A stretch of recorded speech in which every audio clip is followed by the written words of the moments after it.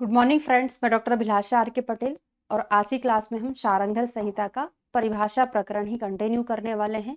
अभी तक हमने काफी कर्म यहाँ पे पढ़ लिए हैं। नेक्स्ट हम पढ़ने वाले हैं शुक्रल। इसके पहले मैंने आपको वाजीकरण पढ़ाया था। अब हम शुक्रल पढ़ेंगे, शुक्र प्रवर्तक पढ़ेंगे और तीनों में डिफरेंशिएट करेंगे कि किसका मतलब क्या होता है। ठीक है, तो वाजीकरण में हमने देखा था जिसमें क्या होता है, स्त्रियों में हर्ष की प्राप्ति होती है या फिर मैथुन क्रिया में अधिक उनको हर्ष होता है, वो कहलाता है वाजीकरण।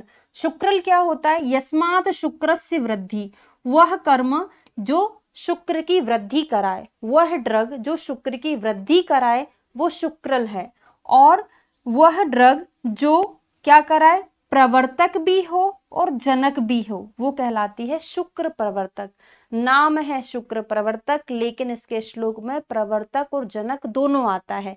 अगर आपसे एग्जाम में क्वेश्चन पूछा जाता है दूध, उड़द, भिलावे की फल मज्जा और आंवला ये द्रव्य क्या होते हैं, तो आपका आंसर क्या होना चाहिए, प्रवर्तक और जनक दोनों, है ना। शुक्रल का मतलब क्या है, जैसे मान के चलो कोई भी क्वांटिटी की, शुक्र की क्वांटिटी इतनी है, मान के चलिए 40 ml है, इसको 80 ml कर दे, वो कहलाएगा शुक्र की वृद्धि करने वाला शुक्रल द्रव्य, है ना। उसमें क्या आता है, अश्वगंधा, शतावरी, मूसली, शर्करा। ये कॉम्बिनेशन वैसे जनरली आप पेशेंट को देते हैं जिनको वीकनेस रहती, क्या देते हैं, अश्वगंधा, शतावरी।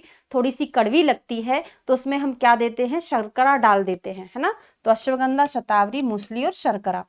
फिर आता है प्रवर्तक, जो कि मैंने बता दिया है कि क्या होगा, ये प्रवर्तन। जैसे हमने 40 को 80 बना दिया था, यहाँ पे क्या होगा, जैसे शुक्र को उत्पन्न करेगा, शुरुआत उसकी उत्पत्ति करेगा और प्रवर्तन कराएगा, एजेकुलेशन कराएगा, वो कहलाता है शुक्र प्रवर्तक। कौन कौन सी चीजें आती हैं, दूध, उड़द, भल्ला तक की फल मज्जा, आंवला। तो मैं इसको अलग से याद करा देती हूँ। देखिए, हमने रसायन चिकित्सा में पढ़ा था आमल की रसायन, भल्ला तक रसायन, इनका साथ साथ उल्लेख होता है। आमल की, भल्ला तक रसायन, किसी में अन्न या किसका निषेध होता है, ये आपने पढ़ा है।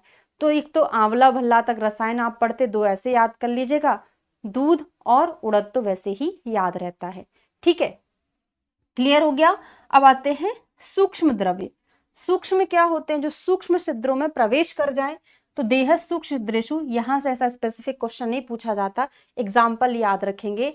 तो हमारा कोड है same, any, same to same बोलते ना, इसको इंग्लिश में लिख लो, हिंदी में इसलिए लिखा क्योंकि उससे डायरेक्ट कोडिंग हो जाएगी। या एनी, सेम, ऐसा कोई तो भी मुझे चाहिए, सेम टू सेम ऐसा ही चाहिए, कोई तो भी, है ना। तो से हो जाएगा सेंधो, माँ से हो जाएगा मधु, ए से हो जाएगा अरंतिल, नी से हो जाएगा नीम। सेम, एनी, कोई भी मुझे चाहिए, है ना। छोटी सी छोटी गलियों में उसको छान मारो, मुझे वैसा का वैसा सेम कोई भी चाहिए, है ना। छोटी सी छोटी गलियां, थोड़ा सा याद रह जाएगा, है ना। उसके बाद आते हैं व्यवायी। व्यवायी आप जानते हैं, एग्जाम्पल बहुत अच्छे से, व्यवायी में वा से ही याद कर लो, ऐसा द्रव्य जो वा से, व्यवायी वा से बिना पचे सारे शरीर में फैल जाता है, उसके बाद अपना काम करता है, संपूर्ण शरीर में व्याप्त होकर फिर पाक को प्राप्त होता है, उसे हम व्यवायी कहते हैं। तो पहले व्याप्त हो गया व्यवायी, उसके बाद पाक को प्राप्त हो रहा है। तो सबसे फेमस एग्जाम्पल और कई बार एग्जाम में पूछा गया है भांग और अफीम। क्या होता है, पहले भांग जब पीते तुरंत नशा नहीं होता, क्या होगा, भांग पिया, सारे शरीर में फैल गया, नशा हुआ, उसके बाद वो पकेगा। तो भांग और अफीम दोनों चीजें साथ में याद करेंगे। ठीक है, तो आज की क्लास में हमने 4 और पढ़ लिए हैं। इसके बाद कुछ और बचे हुए हैं, दिखा देती हूँ कितना और बचा हुआ है, वो हम नेक्स्ट क्लास में पढ़ेंगे, है ना। विकासी, मदकारी, विष, प्रमाथी, अभिष्यंती, 4-5 और बचे हुए हैं जो अगली क्लास में मैं सारा कंप्लीट करा दूंगी। Thank you so much.